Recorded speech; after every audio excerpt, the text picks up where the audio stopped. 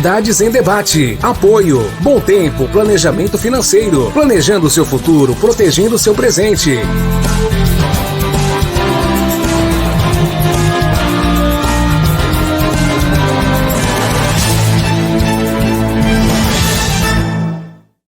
Você tem um sonho? E gostaria de realizá-lo ou acha impossível? E você já fez um planejamento para que ele ocorra? E se eu te dissesse que tudo o que você precisa é dar um passo na direção certa? É verdade que não podemos impedir que imprevistos ocorram, mas podemos garantir que eles tenham impactos menores na sua vida. Deixe que nós cuidamos de você.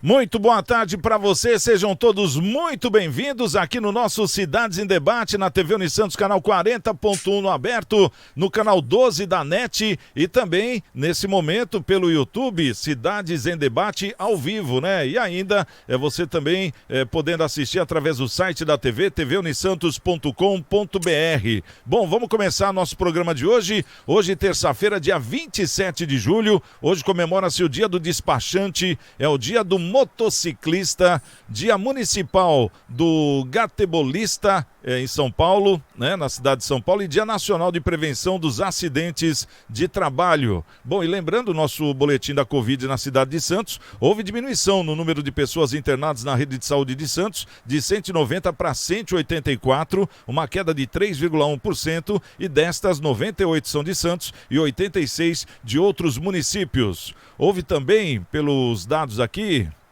diminuição no número de internados dos leitos de unidade de terapia intensiva das UTIs para os casos mais graves, de 116 para 110, uma queda de 5,1%, e destes 53 de Santos e 57 de outras cidades. E nesse momento a taxa geral de ocupação dos 606 leitos de Covid disponíveis está em 30%. Entre os 319 leitos de UTI, a ocupação é de 34%. Na rede SUS a taxa é de 35% e na rede privada é de 33%. Bom, e a gente sempre ressalta, esse site aqui é o santos.sp.gov.br/saúde/dados coronavírus, que tem várias informações muito úteis para você que de repente quer ficar por dentro aí e também se atualizar nas novidades da Covid-19, esse coronavírus. Bom, vamos aos nossos convidados de hoje. Vamos trazer aqui o nosso querido Carlos Raton. O Raton, ele que é jornalista do Diário do Litoral, um dos jornais de maiores expressão, se não de maior expressão na rede social. Seja muito bem-vindo aí, Raton. Tudo bem com você? Ótima terça. Obrigado pelo convite. Bom programa para todos. Tá certo. Conosco também, uma boa tarde aqui para o nosso querido Fábio Varga, ele que é advogado, né, participando mais uma vez conosco. Seja muito bem-vindo. Uma ótima semana para você, Fabinho. Bem-vindo aqui no nosso Cidades em Debate. Obrigado, Santiago. É um prazer estar aqui novamente. Ao Carlos Raton, ao Dr. Rafael. Prazer estar aqui para debatermos as notícias da cidade e da semana. Tá certo. E conosco também o Rafael Ferrari, né? Advogado, ele que está representando aí o Dr. Maurício Baltazar, né? Seja bem-vindo aí. Boa tarde, ô Rafael. Tudo bem com você? Boa tarde, Santiago. Boa tarde, colegas de bancada e a todos que estão assistindo. É um prazer estar de volta aqui no programa. Tá certo. Bom, e já vamos começar aqui com a nossa primeira informação, com a primeira notícia, né? Com os nossos convidados prestando atenção aqui, já para debatermos, né? E a primeira informação vem do Ministério Público de São Paulo, que conseguiu manter uma liminar contra cláusulas que o órgão considera abusivas. O órgão vem questionando trechos dos contratos de adesão do Sem Parar com seus clientes. Sem Parar é um programa, né, que coloca lá no carro, que você passa direto no pedágio, entra nos shoppings também, né, não precisa parar para pagar, enfim, né. Para o Ministério Público de São Paulo, a cláusula está dando à empresa o poder de abrir contas e assinar contratos de financiamentos no nome dos consumidores, atuando como procuradora deles. O órgão diz também que a defesa do Sem Parar alega que sua atividade envolve outorga de um crédito ao cliente, como nas administradoras de cartão de crédito, né? Pela argumentação do promotor Danilo Puglisi, na ação civil pública, as condições gerais dos contratos têm cláusulas que podem onerar o cliente por meio de contratos de financiamento que ele próprio não tenha buscado. Procurada pela reportagem, o Sem Parar não revela, o impacto do modelo em suas contas. E a empresa diz que age conforme a lei, a ética, a transparência e que suas ações são informadas aos clientes e que estão de acordo com as melhores práticas do mercado de meio de pagamentos regulados pelo Banco Central. Bom, então quer dizer que quando a gente assina aquele contrato do Sem Parar, ô Fábio, que vem aquelas letras pequenininhas, parece que a gente está dando poder pro Sem Parar, até abrir conta, falar em nosso nome. É uma procuração então, Fábio, isso pode ou não? Absolutamente não, né, Santiago? Primeiro, parabenizar aí o promotor, doutor Daniel, pela iniciativa, apesar de ser uma obrigação do Ministério Público, né, atentar para as irregularidades contra a sociedade em geral. Essa ação civil pública me parece assim que de fato procede. Eu fui buscar até a informação, Santiago, é o Centro de Gestão e Meios de Pagamento que tem a procuração dos consumidores e que incrivelmente pode assinar contratos de financiamento, emitir títulos representativos de débito contra os consumidores junto aos bancos. Quer dizer, isso na verdade afronta diretamente o Código do Consumidor, né? Que é o que você estava falando, o consumidor é vulnerável. Isso é o famoso contrato de adesão, que na verdade os consumidores aderem e sequer sabem o conteúdo do contrato. Então, isso aí o nosso Código de Defesa do Consumidor há muito tempo já rechaça esse tipo de situação, e é por isso que me parece aí que a liminar continua sendo, foi mantida, foi deferida a liminar, concedida a liminar. Isso, na minha opinião, ao meu ver, é um abuso, né? E viola um preceito fundamental, que é o direito do consumidor, mais precisamente, o Santiago e os internautas, o artigo 51, que fala justamente da boa-fé, do equilíbrio dos contratos, da equidade. Quer dizer, agora, é o que você falou, é um absurdo, uma procuração de plenos poderes, sem que o consumidor saiba sequer quais poderes são esses. Ô Raton, se não me falha a memória, essa aí foi uma matéria do Diário do Litoral também. Vocês acabaram fazendo essa matéria, né? Você tem mais algum detalhe sobre essa informação? Como é que foi feita essa conduta? Foi o quê? Foi alguém que ligou, fez essa denúncia, ou vocês foram atrás? Eu não fui o repórter que fez essa matéria no Diário, mas geralmente, a gente tem fontes no Ministério Público, em várias fontes, em todos os órgãos, né? Mas geralmente a assessoria do Ministério Público manda material nesse sentido, né? Essa deve ser uma dessas matérias que eles mandam, a assessoria própria produz esse material e envia para os jornais, né? Proativa, no caso, né? A assessoria proativa envia e a gente publica, né? Vem diretamente do órgão oficial. Realmente é uma situação complicada, porque eu quando tinha carro, cheguei a ter uma época o Sem Parar. Realmente é feito, naquela época, alguns anos atrás, é uma coisa muito dúbia mesmo. Você não consegue ter, você acredita que, como você falou, é um órgão, né, ligado ao governo do Estado. O governo do Estado concedeu essa possibilidade de fazer esse benefício da pessoa para agilizar o processo das hospedagens, enfim. E todo consumidor acaba, para facilitar a vida, acaba aderindo sem ler direito a proposta. E isso é muito ruim. Mas tem dois advogados aqui na bancada que podem explicar isso com mais detalhes, como o doutor acabou de falar agora há pouco. Então, assim, eu acho que sim, deve ser. Parabéns ao Ministério Público, né? Se descobriu essas cláusulas aí seriam irregulares, tem que acertar isso aí. E você sabe que já fizemos aqui matérias também, que os pedágios, eles cobram uma taxa a mais, que fica ali meio obscura, né, no meio daquelas taxas todas, que é um negócio para eles poderem recapear as pistas, não sei o quê, mas é uma coisa excedente que fica fora, e é um negócio de bilhões. E parece que no Paraná já foi concedido aí a devolução através de tarifas mais baixas, né, dos pedágios, porque isso é uma obrigação da empresa, no caso a pavimentação, por isso que ela é uma concessionária, então não poderia ter uma discriminação, ter isso discriminado em nota. Isso aqui é um fundo para obras, né, e não é. né? Porque no caso, se ela quiser fazer o fundo, ela que faça do jeito dela e não cobrando, né, da pessoa que passa pelo pedágio. Agora fica aquela pergunta, né? Isso aí é conforme a gente estava falando, porque antes do programa a gente faz aqui a famosa resenha, né? E a gente estava comentando aqui fora do ar.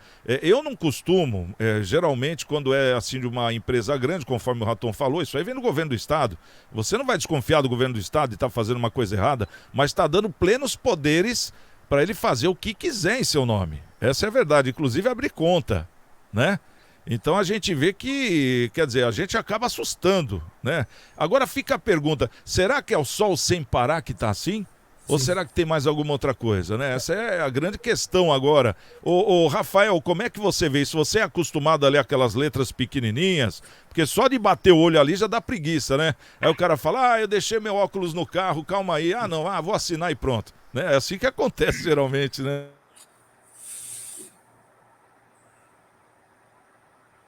Santiago, na verdade foi que nem o doutor falou, é um contrato de adesão, não adianta nem você dar uma lida e tentar justificar ou negociar, porque você não negocia.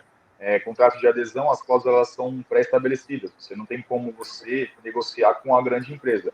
Por exemplo, quando você vai financiar um carro, você pega aquele contrato e se você não concorda com alguma cláusula, você não tem como discutir. Ou você assina da forma que está para poder financiar o carro, ou você não assina e não fecha o negócio, né? Isso realmente é um verdadeiro absurdo. Tem previsão judicial, você judicialmente consegue, nesse caso do sem parar, tem cláusulas que ferem e prejudicam, obviamente, o consumidor. Judicialmente você consegue reverter, no caso ele abre uma conta no seu nome e tem algum problema, você não concordou com aquela abertura, você consegue reverter judicialmente. Só que aqui tem toda aquela dor de cabeça, cada um do contratante teria que buscar um advogado e entrar na justiça, ter todo aquele processo. No caso do Ministério Público, ele está atuando como um fiscal da lei. Ele tomou conhecimento desse contrato de adesão, que o consumidor ele não pode discutir. Então, ele tomou conhecimento desse contrato e, agindo como fiscal da lei, ele está questionando e agora buscou judicialmente para que essas cláusulas sejam anuladas, né? São cláusulas evidentes que ferem sim o direito do consumidor e que devem ser rechaçadas desse contrato. Ressaltando o excelente trabalho do Ministério Público e mostrando também que as grandes empresas, né, muitas dessas grandes empresas, principalmente empresas que prestam serviços de interesse público, não tentam beneficiar o consumidor. Na verdade, só pensam no seu próprio benefício. Se o consumidor for prejudicado, paciência, seria uma consequência da produção de serviço. É muito triste ver isso daí. Ô, doutor Fábio, pelo que você leu da matéria, o que eles conseguiriam fazer com o nome da pessoa? Até que ponto? Por exemplo, tirar a casa da pessoa, tirar o carro quitado da pessoa, abrir conta em banco, dar golpe, o que isso aí poderia acarretar? Não necessariamente nesse sentido, né, Santiago? O que eles alegam, pelo que eu li na matéria, é que eles têm essa possibilidade de, por exemplo, qual a alegação deles? Eles dizem que, como eles outorgam, tem um fundo, um valor à disposição, eles podem ter podem ter do consumidor o financiamento, por exemplo, emitir um débito junto ao banco em nome do consumidor. Quer dizer, isso aí são cláusulas abusivas que não podem ser feitas e devem ser anuladas. Até porque, além do artigo 51, o doutor Rafael sabe bem também, tem o artigo 52, em que qualquer concessão de financiamento, alguma coisa nesse sentido, artigo 52 do Código de Defesa do Consumidor, tem que ser muito bem explicado, muito bem demonstrado para o consumidor, né? Agora, não se pode deixa eu ver aqui o nome direitinho, Centro de Gestão e Meios de Pagamento, que é quem representa os consumidores. Esse centro de gestão não pode ter esse poder de falar em nome do consumidor. É absurdo e abusivo, e eu creio que essas cláusulas vão ser anuladas pelo Poder Judiciário. Aí como vai ser feito? Um outro contrato para as pessoas que já tenham sem parar ou não? Porventura, as cláusulas abusivas vão ser anuladas e vão ser o contrato vai ser readaptado para que não haja mais esse tipo de situação, né? Entendi. Mas já- Ô, mas Raton, esse tipo a de gente situação- repara. Entendi. A gente repara que muitos golpes, que nem eu tenho acompanhado aí no Diário do Litoral, vocês também informam bastante, né, dos golpes que são dados. E é uma moda muito grande de golpes de tudo quanto é lado, os dados das pessoas expostos. É aquele negócio. Todo mundo fala, quer comprar dados, vai lá em São Paulo na 25 que você compra. Todo mundo sabe, vai lá na Santa Efigênia, todo mundo sabe onde está, onde compra, mas ninguém prende. Onde é que nós vamos parar assim, Raton, na sua opinião? Hoje com a internet, esse advínio de muitas empresas que vendem coisas pela internet, fazem contratos pela internet, tem uma série de coisas, facilita muito golpes, né? Muito golpe. Eu assim, já escapei de 3 ou 4, né? Tem que tomar muito cuidado quando você vai comprar alguma coisa, adquirir alguma coisa. Por exemplo, eu vou dar um exemplo bem básico. Eu estava atrás de uma furadeira, de uma parafuseira, né? Tem um monte, se você coloca isso na internet, tem um monte de empresas que oferecem esse equipamento, né? Mas muitos você vai checar, não tem nem CNPJ, né? Quando você vai checar um pouco, no entanto, eles fazem coisa barata, você fica empolgado, você compra, paga, né? E não chega nunca esse produto para você, né? Então, assim, geralmente o que a gente conversa com as pessoas, fala para as pessoas checarem primeiro antes de comprar qualquer coisa, né? Antes de assinar qualquer coisa, checar primeiro as referências dessa empresa, né? Conhecer direitinho se ela já presta esse tipo de serviço, se ela é conhecida no mercado, se ela tem todos os documentos, né? Fácil você levantar hoje também, estão os documentos em dia, né? Referências dela, enfim, isso facilita muito para não tomar esse tipo de golpe, né? E não esquecendo que já está uma briga aqui na região, viu, Pérez? Com relação a um futuro pedágio que vai ter ali perto de Itanhaém, né? Vai ter um movimento muito grande contra esse pedágio ali, já está muita gente se movimentando. A gente, na Baixada Santista, a gente está preso a uma série por exemplo, quem mora em Guarujá, por exemplo, não tem saída, tem que pagar para sair e pagar para entrar. E assim vai, né? Então, o governo do Estado, quando ele transfere essa responsabilidade para esses órgãos de pedágio, né? Ele não checa essas situações, às vezes pedágios abusivos. Se não me engano, o pedágio aqui de quem vem de São Paulo para cá, né? Aquele pedágio principal ali é um dos mais caros do país, né? É um dos mais caros do país. E você não vê, e a distância nas estradas, embora as estradas são perfeitas, são boas de trafegar, elas ainda é muito dinheiro, né? Se eu não me engano, está mais de R$20, né? R$20. Então, assim, não faz tempo, 23, o motor está falando ali 23. Não, ele está falando 30. 30 mesmo. reais. Olha quanto tempo que eu não estou sem andar de carro, né? Mas assim, R$30 que eu pago pedágio. R$30 é um absurdo, né? Então, assim, é muito caro. E Raton, não é só as concessionárias, né? Bancos, as grandes empresas. Quer dizer, o que faz o banco, por exemplo? Taxas abusivas que o consumidor não sabe, uma série de mecanismos que o banco vai beliscando de migalha em migalha, mas se você for levar em consideração o número de pessoas, o Itaú hoje é o 10º banco do mundo, só que de 10 pessoas, 2 reclamam, e eles vão ganhando em cima disso. Quer dizer, isso porque o nosso código, que é de 90, imagina, antes do Código de Defesa do Consumidor, o consumidor era muito mais lesado do que é desde o advento do Código do Consumidor, que protege, hoje é exemplo em vários países do mundo até. Mas antes até do Código, imagine como o consumidor não era prejudicado. Você tocou o negócio da questão do banco, está aqui, o doutor Rafael, o doutor Fábio, né? As pessoas não percebem quando as pessoas têm conta em banco e ela não mais movimenta a conta e esquece, não é verdade? Só que vai caindo taxas. Daqui a 2 anos, você vai ver, você está com uma fortuna para pagar de taxas lá e você não percebe. Eu sempre falo para as pessoas, eu já caí nesse erro, né? Várias vezes. Você, quando não está mais usando o banco, não está mais trabalhando com esse banco, vai lá, encerra a conta, vê quanto tem de taxa para pagar, já paga logo, encerra, pega um documento que você encerrou a conta, porque vai te causar problema lá na frente. Né? Lá na frente, você vai ver, vai uma bola de neve, que é 3, 4, 5 reais por mês, né? E vai indo, quando você vai ver, você está com uma conta enorme lá para pagar disso, de taxa.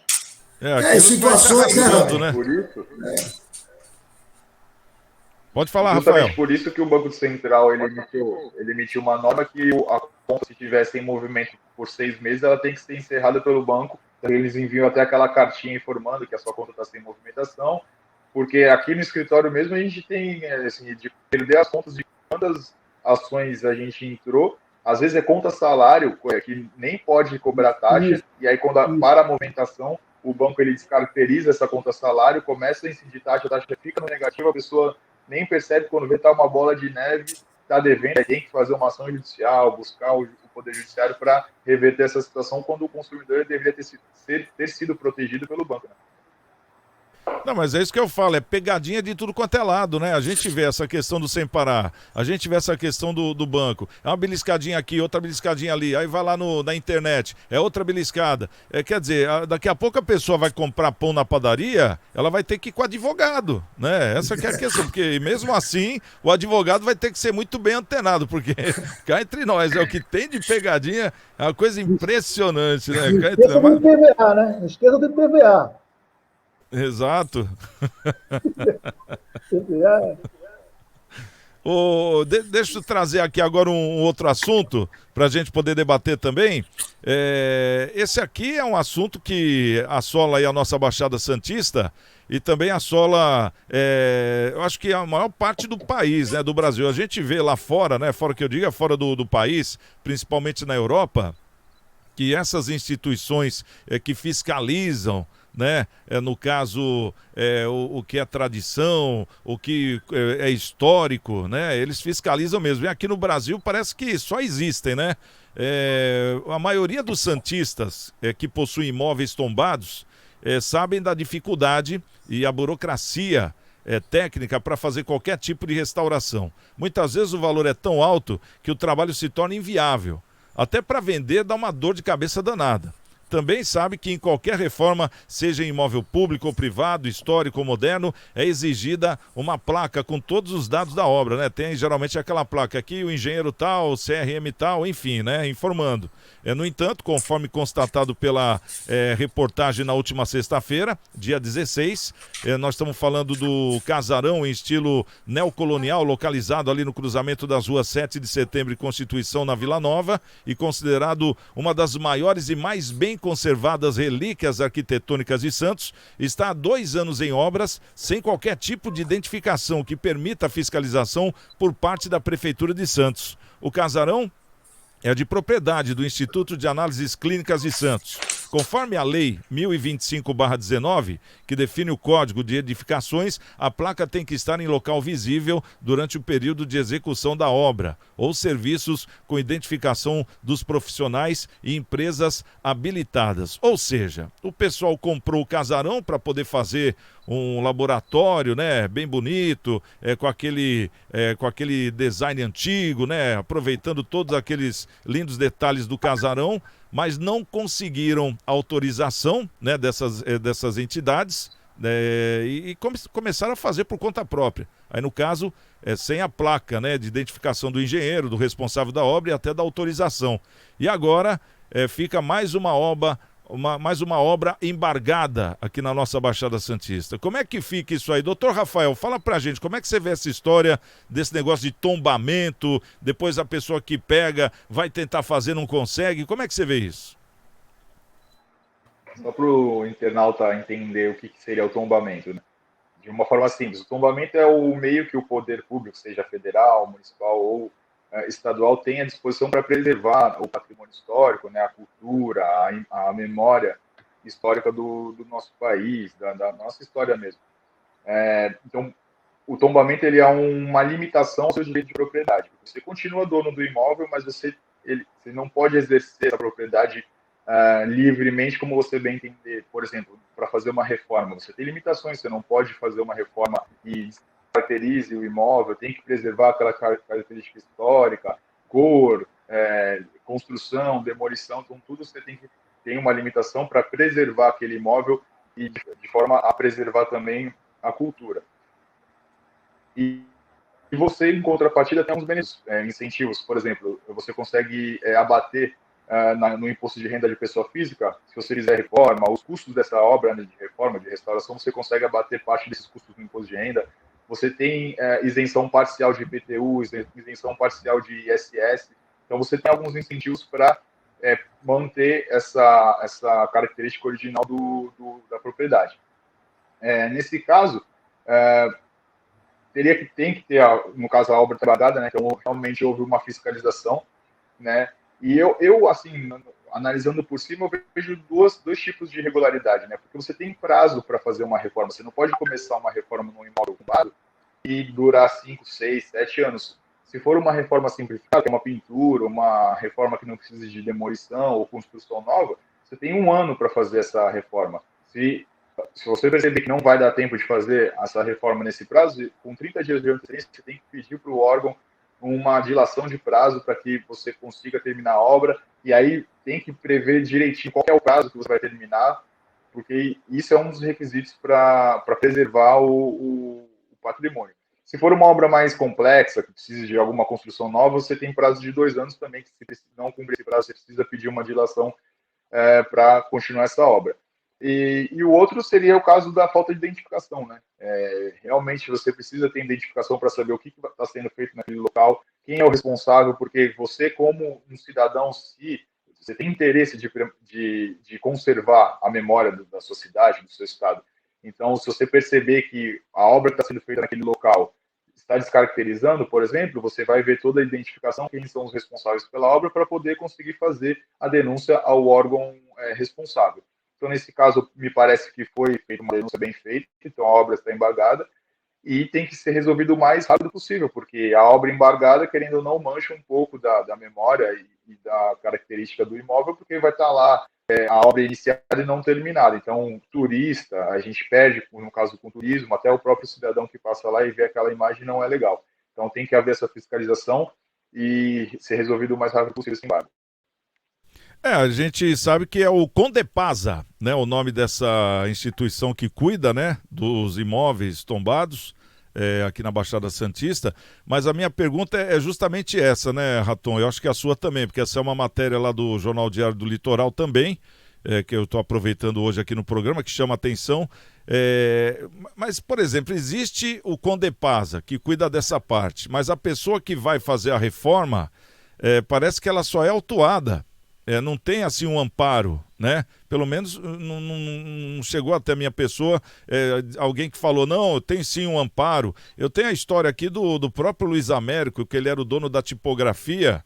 Ele demorou 2 anos para tentar atender, segundo ele, né? Claro que ele exagerou, ele falou, chegou mais de 150 ONGs aqui, era a da telha que tinha que ser aquela feita nas coxas, era da madeira que tinha que vir da árvore não sei de onde, que só tem em Portugal e que não tem mais, da tinta, que tinha que ser uma tinta específica, não podia mexer nisso, não podia mexer naquilo. Final da história, ele não teve nem a VCB, porque o bombeiro, a primeira coisa que viu, quando entrou, falou, olha, essa porta aqui tem que ser alargada.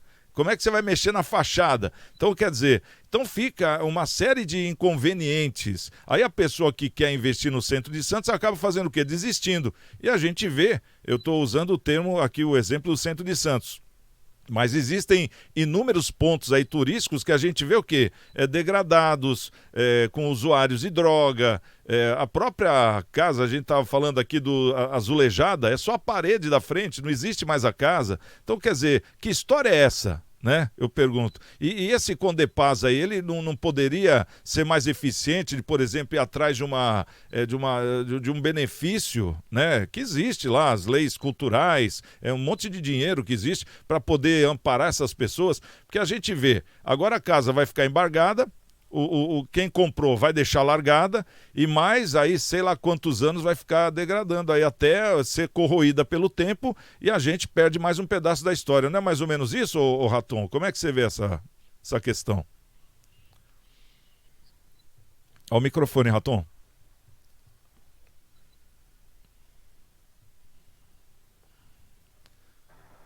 Essa reportagem foi minha. Essa eu conheço bem porque eu fui atrás e descobri, né?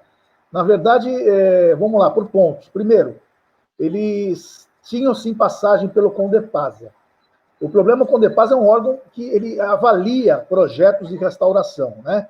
E, na certa, dá aval, é um órgão que é um assistente da prefeitura, vamos dizer assim. Ele avalia os projetos e dá o aval.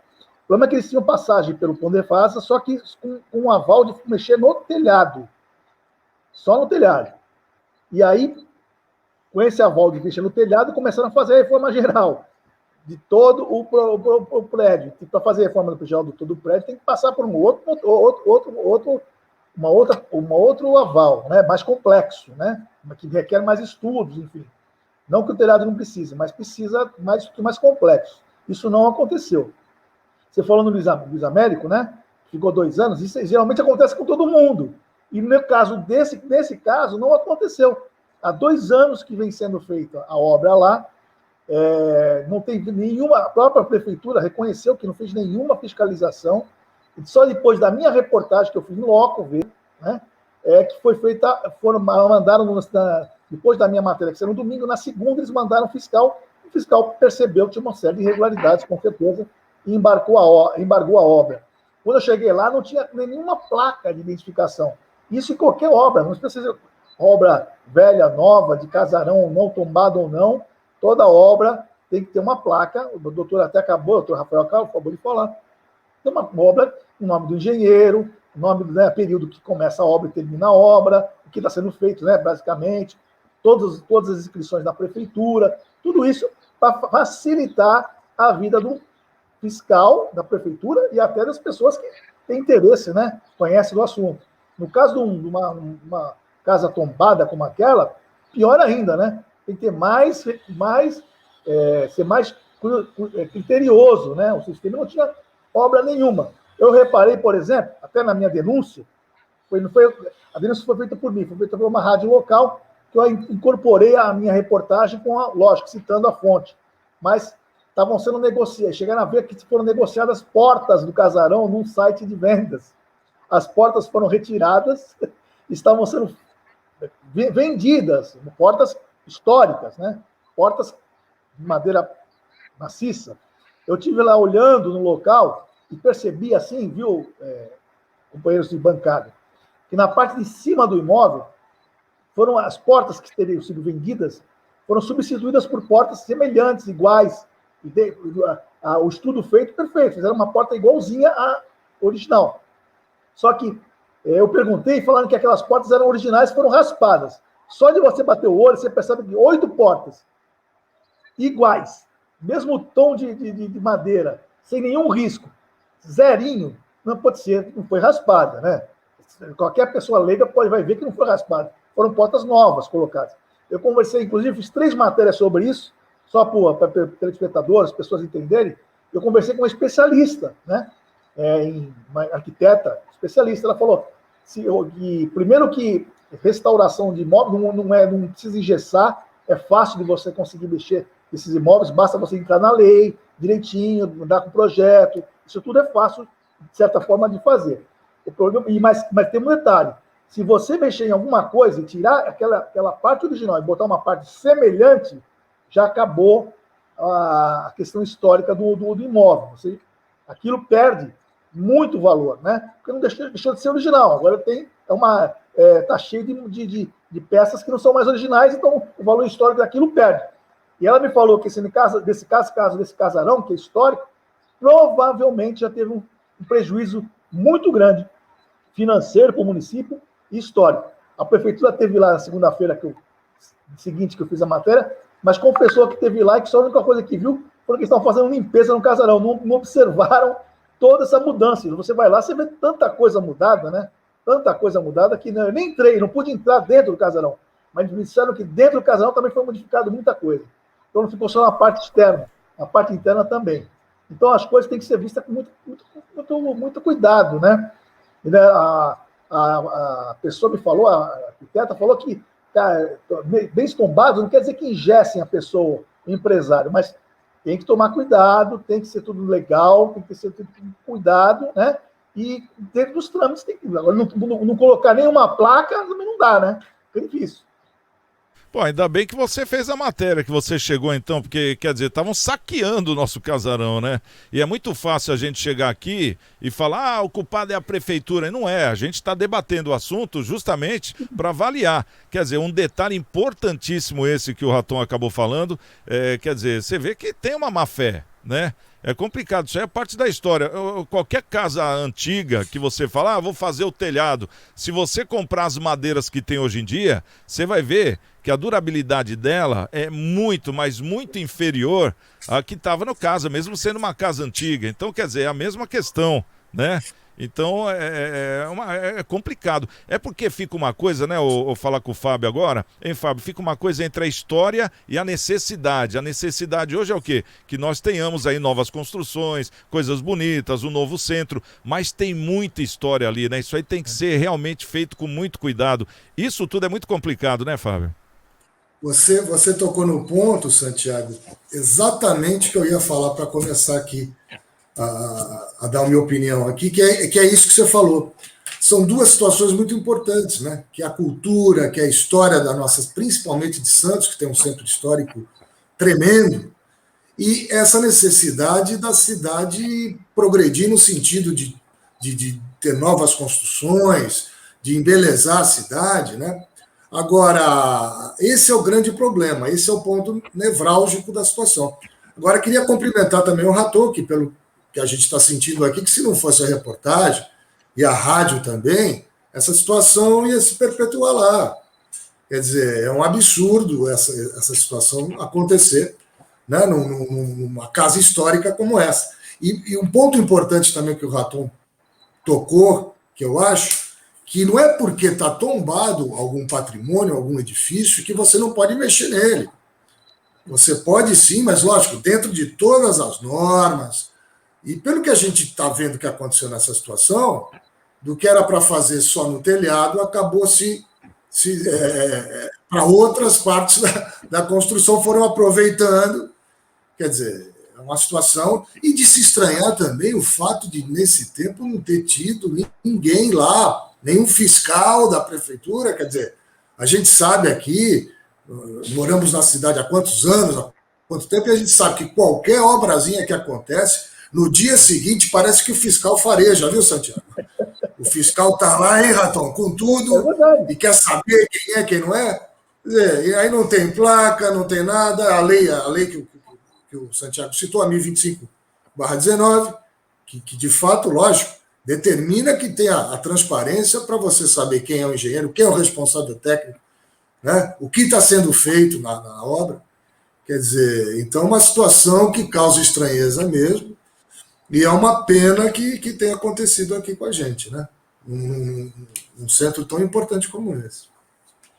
Então fica esse alerta aqui, né? Realmente um trabalho que tem que ser feito na garimpagem mesmo, né? Com muito cuidado, para que não tenhamos aí novidades, né? Um centro novo histórico de uma outra forma, né? Bom, e aquele negócio que nem nós demos exemplo aqui da casa azulejada, né? Que não existe mais a casa do Bartolomeu de Guzmão também, já não existe mais o segundo andar, né? Agora ficou tipo um galpão. São coisas que já estão vindo já há muitos anos, né? Nós estamos falando de mais de 30 anos que já está se decompondo, né? E agora parece que existe aí justamente a Condepaz, né? A Condepaz, né, o Raton?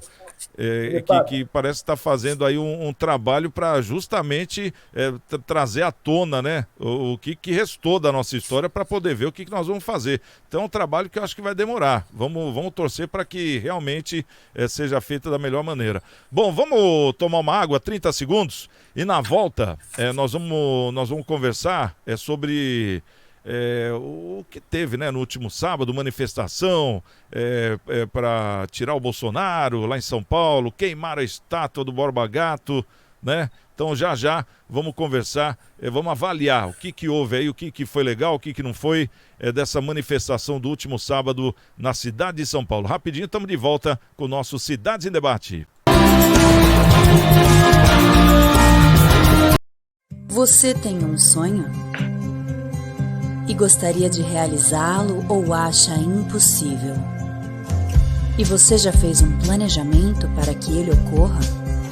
E se eu te dissesse que tudo o que você precisa é dar um passo na direção certa? É verdade que não podemos impedir que imprevistos ocorram, mas podemos garantir que eles tenham impactos menores na sua vida. Deixe que nós cuidamos de você.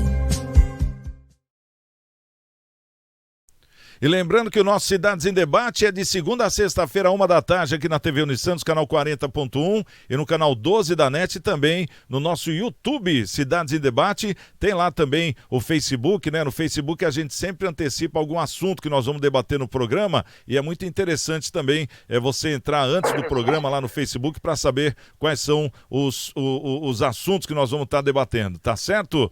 Bom, vamos trazer aqui mais uma matéria, essa aqui. Quem traz é a Polícia Militar, né, do estado de São Paulo, que prendeu 6 manifestantes durante o protesto contra o presidente Jair Bolsonaro, na capital paulista, no último sábado.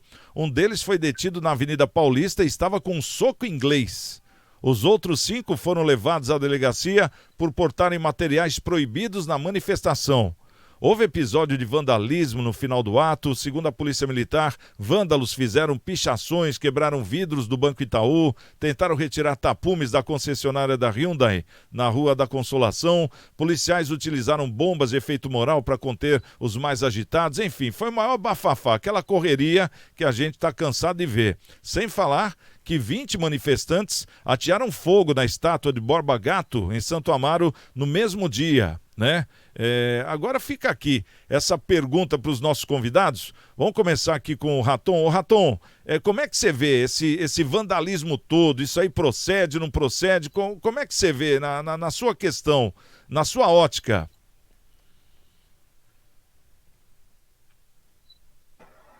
É engraçado, vocês da bancada aqui podem me ajudar, mas como um lado, quando tem esse tipo de evento, né, sempre quando é contra o Bolsonaro tem uma série de problemas que acontecem, né?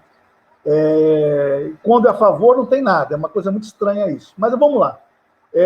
No MP está investigando, inclusive, a infiltração de PMs nessas manifestações, né? Eu levantei aqui uma questão recente. Numa das fotos que foram publicadas nas questões envolvendo, não essa, mas outras manifestações anteriores, que fez uma foto do símbolo do anarquismo, né? Que estava errado, colocado de forma errada. A pessoa que fez, quem é anarquista sabe muito bem como é o símbolo do anarquismo, e já tinha, o símbolo estava errado. Também foi constatado que a pessoa que estava chutando um prédio do banco que está com uma bota da PM, né? Debaixo uma farda por baixo seria, né? Uma bota da PM. E ele mesmo, a pessoa que estava batendo lá no negócio se filmou, né? Estava mostrando ele próprio filmando o vandalismo que estava fazendo, uma coisa completamente incoerente, né? Então, assim, sempre a PM é mais complicada, atinge mais quando é manifestação contra o Bolsonaro. A favor, deixam tudo, né? Eu vou dar um exemplo para vocês, nas últimas motociatas que teve, eu estava vendo aqui os números, né? Gastou-se 1,2 milhão para poder deixar que a motociata fosse perfeitamente tranquila, né? 6,3 policiais envolvidos no percurso, 5 aeronaves, 600 viaturas. Gastou-se tudo isso para deixar que o nosso presidente pudesse fazer a motociata dele à vontade, né? E sem contar a mentira que propagaram na internet, que seria a motociata teve 1 milhão e 300 mil pessoas, né? Seria um recorde no Guinness, nem isso foi uma mentira, um fake news, né? Na verdade, teve 6.666 mortos. Então, assim, eu vejo muito, muito com o pé atrás essa questão da PM que está falando que teve vândalo, teve mais, jogar gás. Eu acho isso muito complicado. Bom, tá aí o nosso querido Raton dando a sua opinião. Agora eu quero saber a opinião do doutor Fábio, né? Fábio Varga, como é que você vê essa manifestação, essa última manifestação que teve lá no último sábado na Paulista, teve aquela correria, qual que é a sua opinião quanto a isso?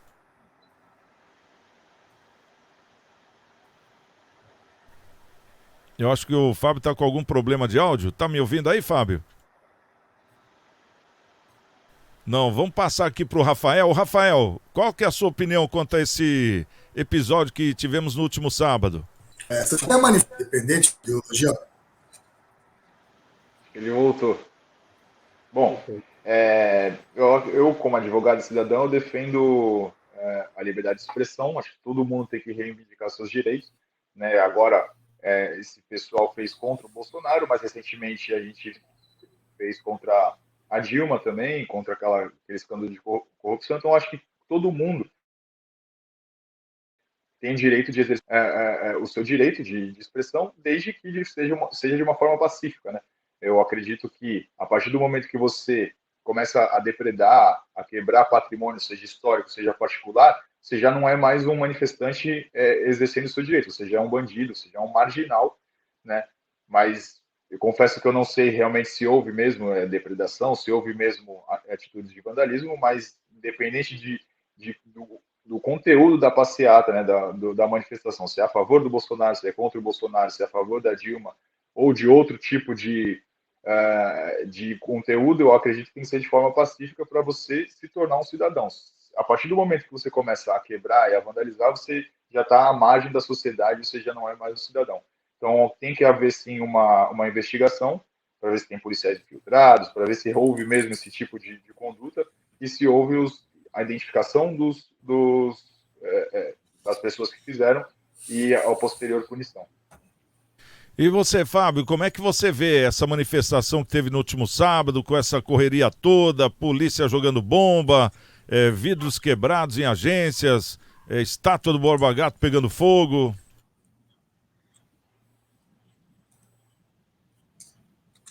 É exatamente o que o Dr. Rafael falou, que a minha linha de pensamento é essa, né? Ou seja, quando extrapola o direito de você se manifestar, independente da ideologia política, é crime. Você está causando dano ao patrimônio público, está previsto no Código Penal, e até na forma qualificada até, porque você está tentando contra o patrimônio da fato, extrapolou-se. Essa situação, claro que extrapolou, botar fogo em estátua, esse tipo de situação é o dano ao patrimônio público e tem que ser,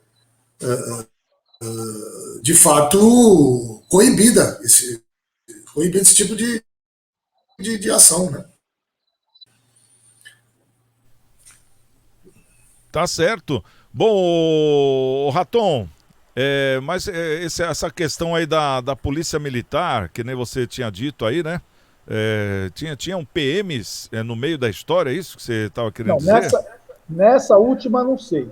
Nas anteriores, o Ministério Público, inclusive, está investigando, né, a infiltração de policiais militares adeptos ao Bolsonaro, né, ao governo, infiltrados nas manifestações, fazendo vandalismo, para dar a entender que foi uma manifestação feita por vândalos, que houve excessos, né? Isso está sendo investigado pelo MP, não sei o que eu estou falando, quem está falando é o MP mesmo. E a própria PM abriu, inclusive, inquérito para tentar descobrir se houve infiltração ou não. É lógico que a Polícia Militar não vai investigar nada, né? Mas o MP está investigando a possibilidade de ter grupos de policiais militares infiltrados com máscara, com tudo, né? Aquela máscara né? Enfim, tem até uma foto bem clara disso, analisando ponto a ponto na foto, você percebe que é um PM por debaixo daquela roupa de anarquista, né? Assim, né? Então, assim, isso não sou eu que estou falando, é a própria Ministério Público, né? A questão da estátua, eu sou contra também da estátua. Eu só acho o seguinte: se fosse um país sério, esse país sério deveria ser, em cada estátua tinha que ter quem foi a pessoa, um histórico da pessoa, né? Porque tem muita estátua, tem muito nome de rua. Por exemplo, em Praia Grande, vou dar um exemplo aqui bem próximo de nós. Cubatão também, em Santos algumas, mas Cubatão e Praia Grande, tem muito nome de avenida, nomes de pessoas que foram, inclusive, torturadores na época da ditadura, né? Nomes de presidentes que foram ditadores, né? Eu não tenho nada contra colocar nome em placa, nome de rua, nome de estátua, mas tem que ter um histórico bem grande de quem foi aquela pessoa, para as pessoas acharem que aqui, você está idolatrando, colocando uma estátua de um fascista, né? e sem saber o histórico da pessoa. No caso de Borba Gato, há duas vertentes. Umas falam que ele matava indígenas, né? Matava indígenas. Outras falam que ele só era um caçador de esmeralda, que na época... Não, ele matava e escravizava os índios também, né? Pois é. Então, assim, essa é a versão que eu entendo. Eu não acho que tem que depredar a imagem dele. Pelo contrário, bota a imagem dele grandona, mas explica embaixo quem ele era, né? Quem ele foi. Para as pessoas que passaram, olharem, achar se aquilo é bom, foi bom, se ele é um herói, se ele não é, né? Sabe, a gente conhece a história, um pouquinho de história, sabe que os bandeirantes, na verdade, fizeram um massacre, né? Eram saqueadores, né, na verdade. Exatamente. Né? Pegaram todo o ouro do Brasil e mandaram para Portugal. Exatamente. E aí, para eliminar a Índia era moleza, né? Eliminar indígenas era fácil, né? Porque estavam com o aval do governo, com o aval da realeza, enfim, tudo que veio para cá. Então, assim, eu acho que o Brasil precisa fazer, na minha opinião, na minha pequena opinião, tinha que refazer toda a história de tudo. Bom, primeiro tem que falar a verdade histórica do país, né? Tem que contar a verdade, que foi a história desse país, né? E segundo, em cada estátua dessa, tem realmente quem foi, né? Aqui em Praia Grande está cheio de nome de ditador aí nas ruas aí, né? Cara que torturou jornalistas, né? Que patrocinou tortura, enfim, tudo isso tinha que estar bem claro quem é, né? É isso. Inclusive, só para terminar, o Borba Gato, ele foi um bandeirante, né? E terminou sua vida como juiz, né? Então, por isso que ele tem essa homenagem através de uma estátua de 13 metros de altura. Porque teve outros mais importantes que ele, mas ele foi o único que teve esse título, né, o Fábio? Você sabe como é, e o Rafael também, né? Ele sabe muito bem como é que é na questão jurídica ser um juiz.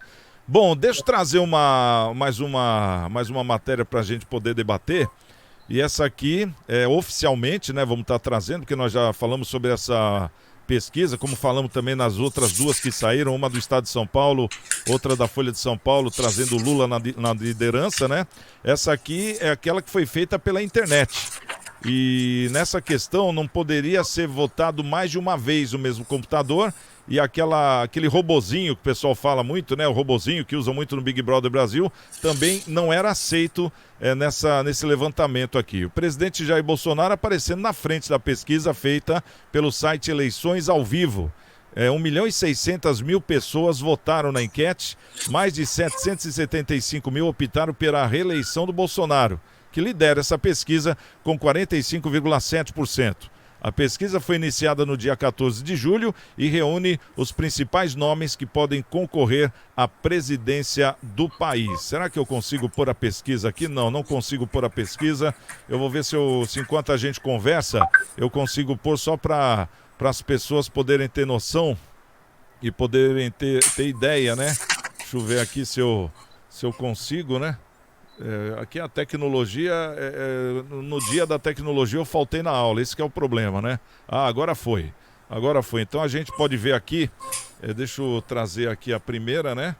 A gente vê o Bolsonaro com 45,7%, Lula com 21,7%, Ciro Gomes com 11,1%, Sérgio Moro com 9,1%, Datena com 5,9%, o Eduardo Leite entra na pesquisa também com 1,8%, o Danilo Gentili com 1,6%, o Dória com 1,2%, o Randolph com menos de 1%, 9%, né, 0,9%, e o Boulos com 0,8%. Total de 1.695.411 votos nessa pesquisa aqui do presidente Bolsonaro. Agora eu quero saber, Fábio, fala pra gente, como é que você analisa essa pesquisa aqui do Bolsonaro em primeiro?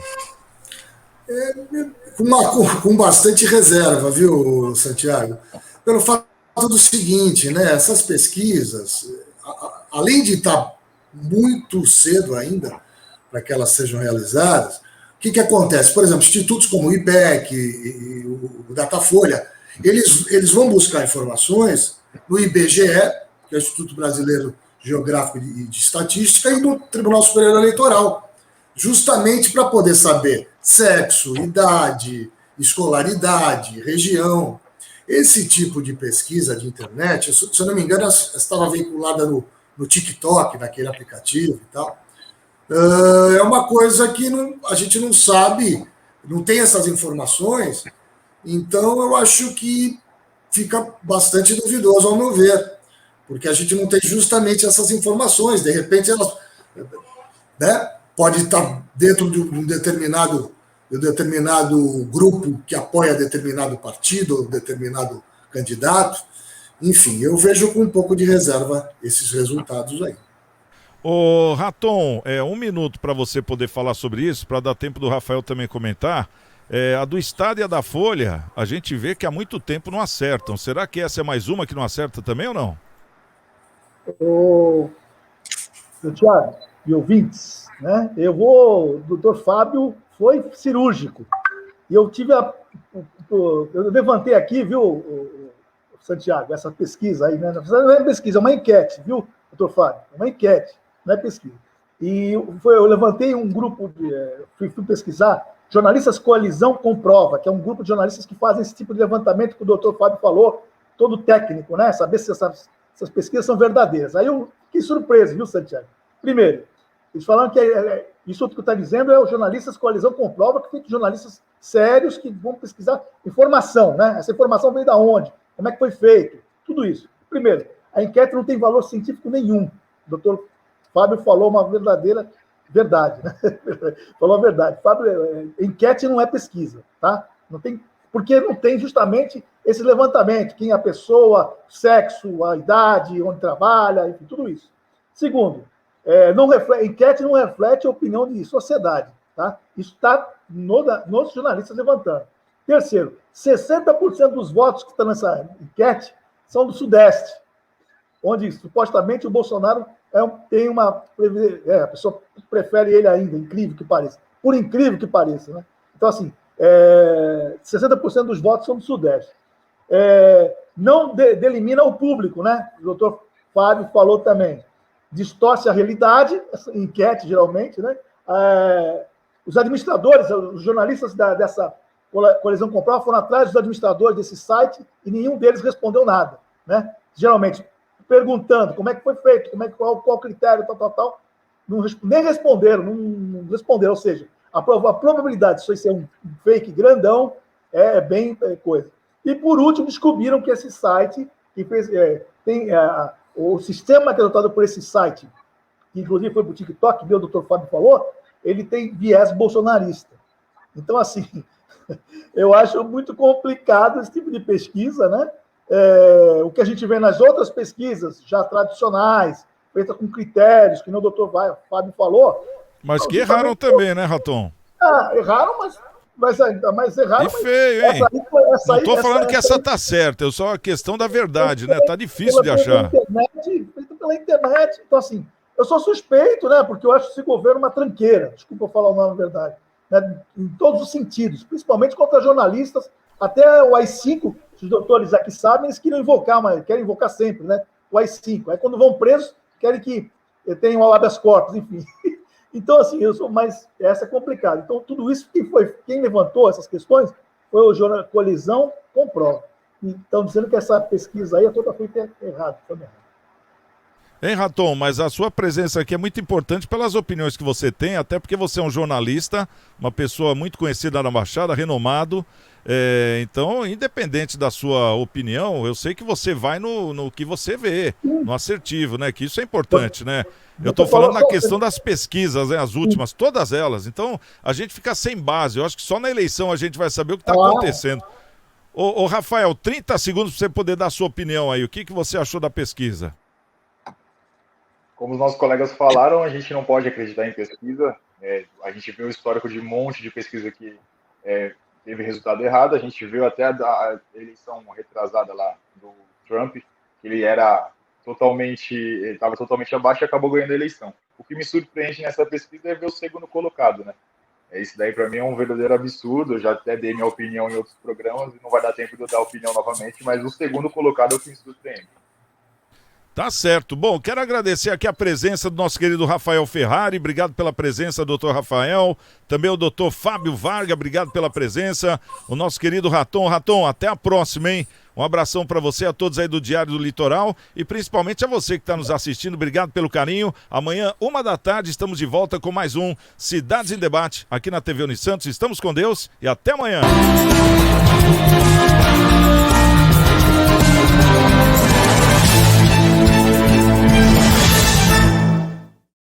Você tem um sonho? E gostaria de realizá-lo ou acha impossível? E você já fez um planejamento para que ele ocorra? E se eu te dissesse que tudo o que você precisa é dar um passo na direção certa? É verdade que não podemos impedir que imprevistos ocorram, mas podemos garantir que eles tenham impactos menores na sua vida. Deixe que nós